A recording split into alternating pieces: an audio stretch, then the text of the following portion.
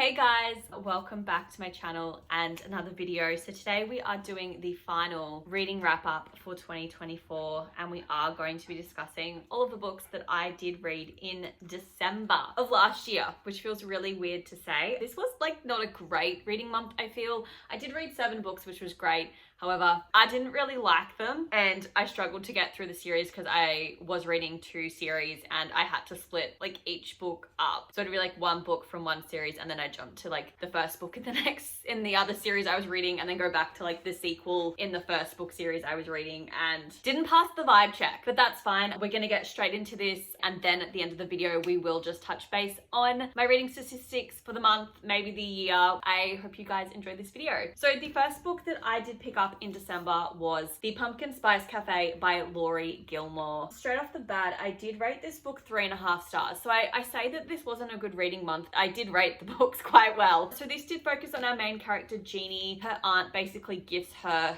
cafe, obviously called the Pumpkin Spice Cafe in this small town, Dream Harbor. Jeannie decides to pack up her life because her boss has just had a heart attack at work and moves to the small town of Dream Harbor and starts the process of taking over the cafe, setting it up and getting it ready to launch. And she also notices that she thinks that her business is being sabotaged by someone and she doesn't know who it is or why. And then our male main lead is Logan. He's a local farmer in Dream Harbor. He and Jeannie are kind of like smitten with one another. It's a little bit of like grumpy sunshine trope, but he basically takes it upon himself to try and assist her with finding out who is sabotaging her business and why. They do also obviously develop a romance in the process. He's also been burnt by a city girl coming to Dream Harbor before and then leaving him high and dry. So he's hesitant to sort of start a relationship with her. Like I said, I did rate it 3.5 stars and I did enjoy like the first 2 chapters and then promptly kind of got over this book. I felt like it dragged on. It was repetitive. Jeannie and Logan were a little bit irritating. I didn't really like Jeannie at all as a main character. Logan was okay, but they just had a lot of like communication issues and they should have just spoken to one another and they wouldn't, and I just found it super frustrating. Didn't really care for their story or their romance at all.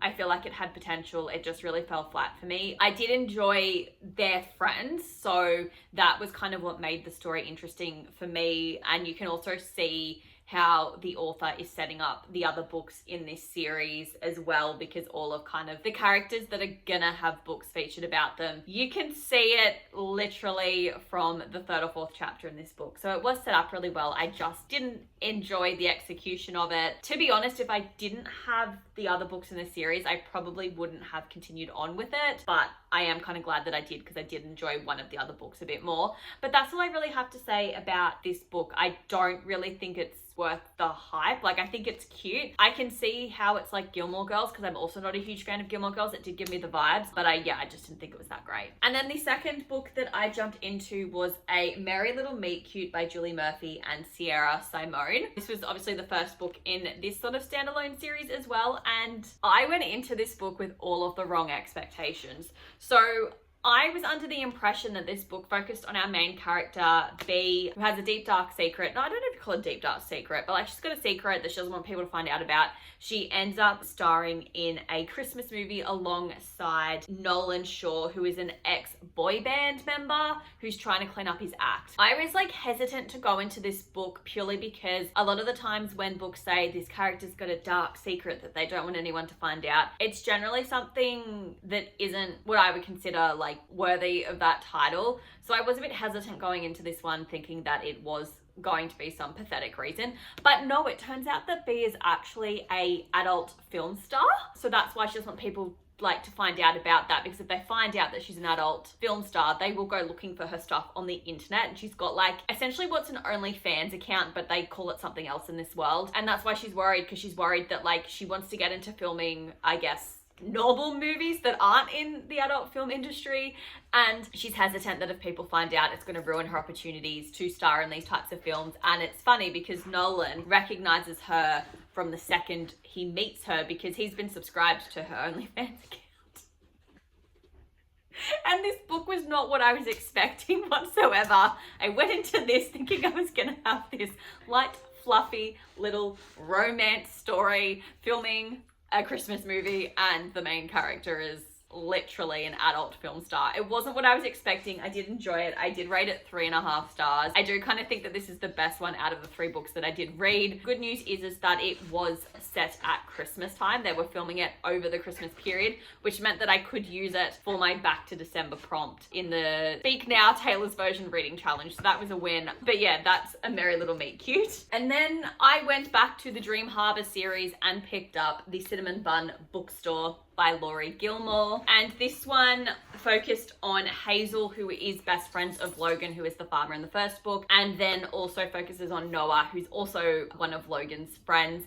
And Hazel runs the local bookstore. I thought she was the owner, but she's not. It's owned by somebody else who's from the city and just pops in every now and again. But Hazel's basically been running it since she was like in her early 20s. She's about to turn 30 and she's kind of freaking out about it because she feels like she hasn't really gotten to experience life, done anything that's fun and exciting.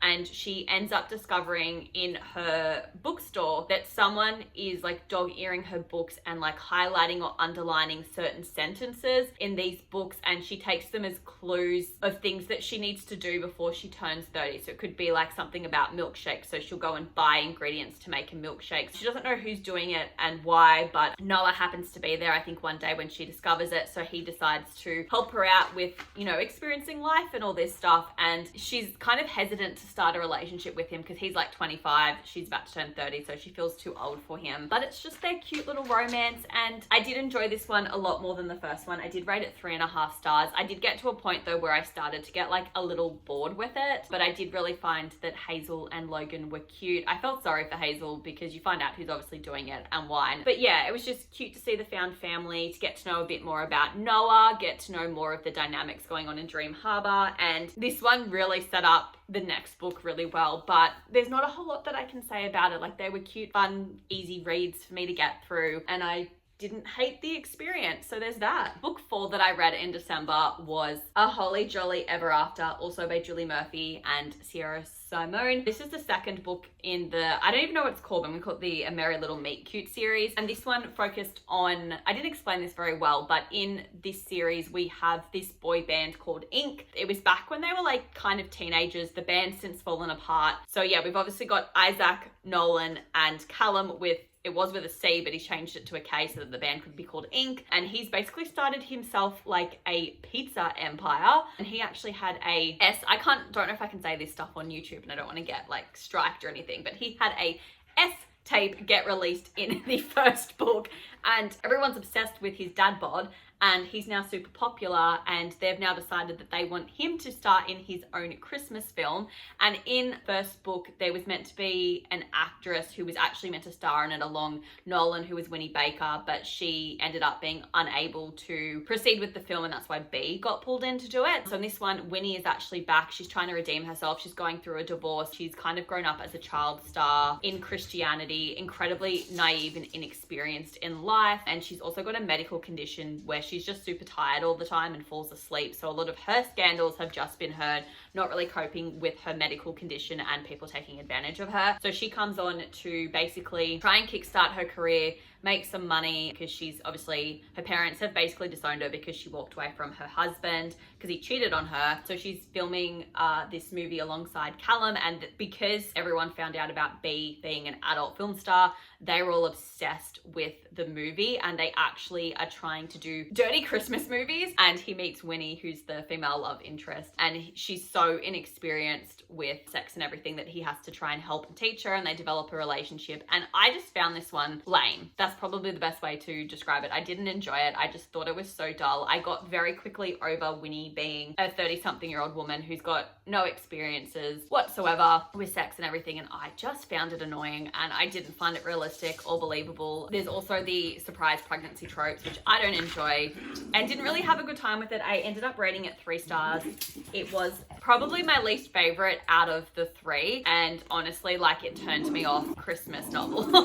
If I'm being honest, I did not have a good time with it whatsoever. Then the 5th book I picked up was actually an ebook, and that was called How My Neighbor Stole Christmas by, I think it's Megan Quinn. I don't have the book sitting in front of me. I went into this book completely blind, and I need to learn how to read blurbs, because what this book was about was completely not what I thought it was about. But that's on me because I didn't read the blurb. But we basically have our main character, Story, and I can't remember the male main character. But Story's aunt lives in this town called Kringle, and it's an entire town dedicated to Christmas. She used to visit there a lot as a kid, and she was really good friends with the male love interest, who I've completely forgotten his name. She called him Connor by accident, and it's not his name, but it's stuck in my head that he's Connor, so maybe I'll just call him Connor even though he's not Connor. Her aunt ends up breaking her rib, so Story and her sister end up going to Kringle to look after her and help her recover from her broken hip. And in the lead up to Christmas time, they basically run this competition for the locals to compete to be like the Kringle of the town. Story's aunt has never won it but is obsessed with Christmas and wants to win it, so she basically nominates Story to participate for her. The male love interest is also her neighbor, and he decides that he's so angry about the idea of her competing that he's going to compete, and he's a bit of a Grinch. So there's a lot of Grinch references in this book. I just felt like the whole thing was unnecessary. Like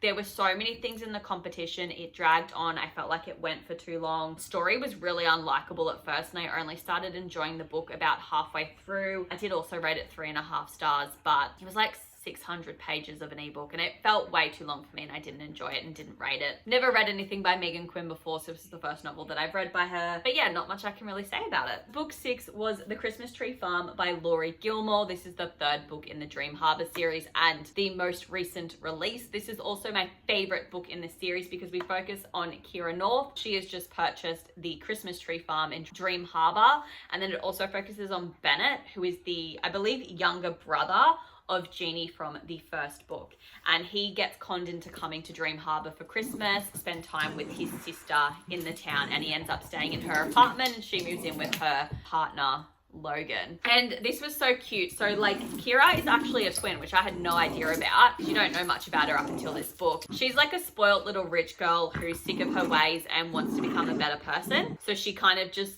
buys this farm, not realizing that it's a Christmas tree farm. She's in this small town where people want to know her. She doesn't want to know them, and she absolutely hates Christmas as well. And this Christmas tree farm is very run down. It doesn't really have proper heating, and Bennett, when he comes to stay, lets his dogs run around on the property. He's a bit of a fix-it kind of guy, so he takes it upon himself to try and help fix Kira's Christmas tree farm, which she's getting up and running so that she can try and make some money. I thought it was super cute. I loved it. This was my favorite one. I wouldn't say I loved it, but I really enjoyed it. I did rate it 3.5 stars. I do think it's the best book in the series so far, and I did really enjoy it, and I'm excited to see where else this series goes. Like, this made me really keen to continue the series. So if you have read the first one and you thought it was meh, unsure whether to continue, I do think the 2nd and 3rd book in this series are a lot better, so I would recommend picking them up. But yeah, it's just really cute to see the found family. This was my favorite read of December, and also the best Christmas book I think I've ever read, because they're all not very good, are they?